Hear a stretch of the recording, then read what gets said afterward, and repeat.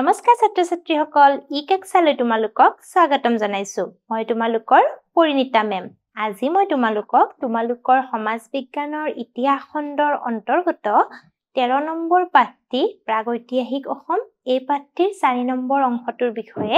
আলোচনা কৰিম চাও আহাচোন আজি আমি কি শিকিম আজি আমি শিকিম পুৰণি কামৰূপৰ আৰ্থ-সামাজিক ব্যৱস্থাটোৰ বিষয়ে অৰ্থাৎ পুৰণি কামৰূপত সমাজখন কেনেকৈ চলিছিল এই বিষয়ে আজি আমি আলোচনা কৰিম এতিয়া চাও আহা কি পাও এতিয়া চোৱা পুৰণি কামৰূপৰ আৰ্থ-সামাজিক অৱস্থা অতি প্ৰাচীন কালত অসমখন অনাৰ্য লোকসকলৰ অধ্যুষিত অঞ্চল আছিল অৰ্থাৎ যেতিয়া পুৰণি কাল আছিল পুৰণি কালত কি আছিল অসমখন অনাৰ্য লোকৰে ভৰি আছিল অনাৰ্য লোক বেছিকে আছিল হেহে ইয়াত আৰ্য সংস্কৃতিৰ হিন্দু বৰ্ণাশ্ৰমৰ প্ৰভাৱ দেখিবলৈ পোৱা নগৈছিল আৰু হেকাৰণে হিন্দু সংস্কৃতিৰ যে আৰ্য বৰ্ণাশ্ৰমৰ প্ৰভাৱ হেকাৰণে কি আছিল ইয়াত আমি দেখিব পোৱা নগৈছিল সমাজ ব্যৱস্থাত জাতিভেদ প্ৰথাৰ কঠোৰতাৰে বৰ বিশেষ প্ৰচলন নাছিল আৰু জাতিভেদ প্ৰথাও হেকাৰণে কি আছিল বৰ বিশেষ প্ৰচলন নাছিল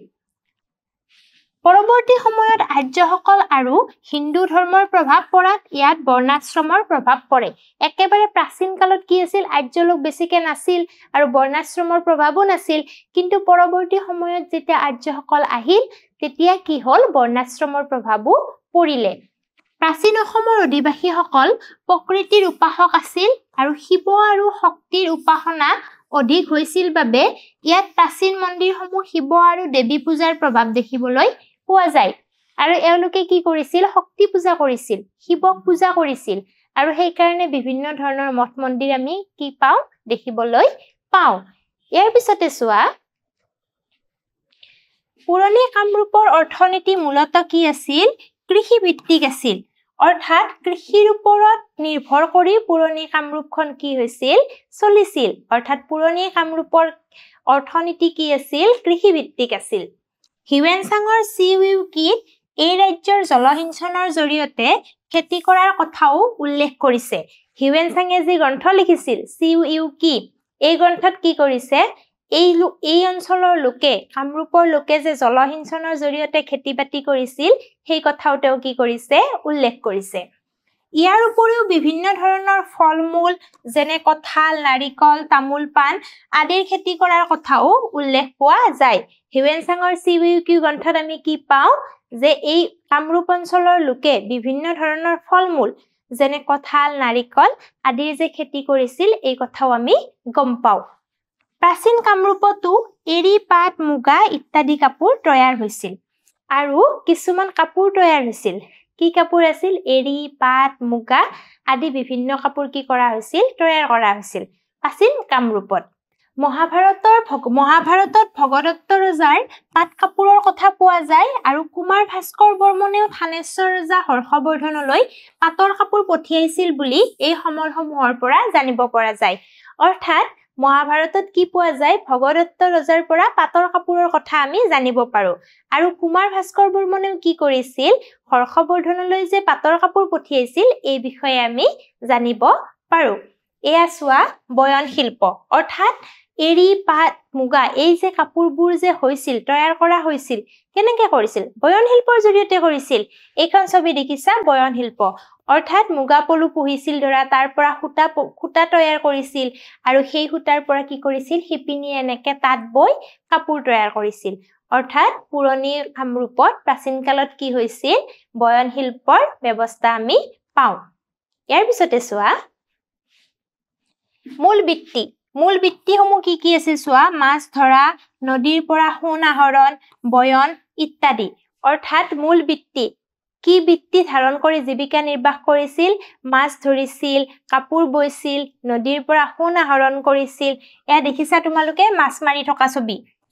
তিব্বত আৰু ভূটানৰ সৈতেও বাণিজ্যিক সম্পৰ্ক আছিল আৰু প্ৰাচীন কামৰূপত কি হৈছিল তিব্বত আৰু ভূটানৰ সৈতেও কি আছিল বাণিজ্যিক সম্পৰ্ক আছিল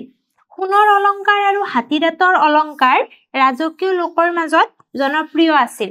আৰু সোণৰ অলংকাৰ আৰু হাতীদাঁতৰ অলংকাৰ কি আছিল ৰাজবংশৰ মাজত জনপ্ৰিয় আছিল অৰ্থাৎ ৰাজবংশৰ লোকসকলে কি কৰিছিল পিন্ধিছিল ইয়াৰ পিছতে চোৱা পাল বংশৰ পাছত আহোমসকলৰ আগমনলৈকে প্ৰাচীন অসমক কামৰূপ বুলি কোৱা হৈছিল অৰ্থাৎ প্ৰাচীন অসমৰ নাম কি আছিল কামৰূপ কামৰূপ প্ৰাচীন অসমৰ নামটো আমি কি বুলি জানো কামৰূপ বুলি জানো আৰু এই কামৰূপ নামটো কেতিয়া হৈছিল পাল বংশৰ পাছত আহোমসকলৰ আগমনৰ আগলৈকে অৰ্থাৎ আহোমসকল আহাৰ পিছততো অসমৰ নাম অসমেই হ'ল হয় নে নাই তাৰ আগলৈকে কি আছিল অসমৰ নাম কি আছিল প্ৰাচীন অসমৰ নাম কামৰূপ আছিল কানাই বৰশী বোৱা শিলালিপিৰ তথ্য অনুসৰি 1206 খ্ৰীষ্টাব্দত পৃথু নামৰ এজন ৰজাই কামৰূপত শাসন কৰা বুলি জনা যায় অৰ্থাৎ কানাই বৰশী বোৱা শিলালিপিত আমি কি পাওঁ 1206 খ্ৰীষ্টাব্দত এজন ৰজা আছিল ৰজাজনৰ নাম কি আছিল পৃথু মনত ৰাখিবা পৃথু আৰু এই পৃথু নামৰ ৰজাজনে কি কৰিছিল এই পৃথু নামৰ ৰজাজনে কি কৰিছিল কামৰূপত শাসন কৰিছিল আৰু এই তথ্য আমি ক'ত পাওঁ কানাই বৰশী বোৱা শিলালিপিত পাওঁ অৰ্থাৎ 1206 খ্ৰীষ্টাব্দত কামৰূপত পৃথু নামৰ ৰজা এজনে ৰাজত্ব কৰিছিল ইয়াৰ পিছতে চোৱা ঐতিহাসিক সমলৰ অভাৱত প্ৰাচীন অসমৰ বিষয়ে আহোমসকলৰ দৰে প্ৰণালীবদ্ধভাৱে অধ্যয়ন কৰাটো কিছু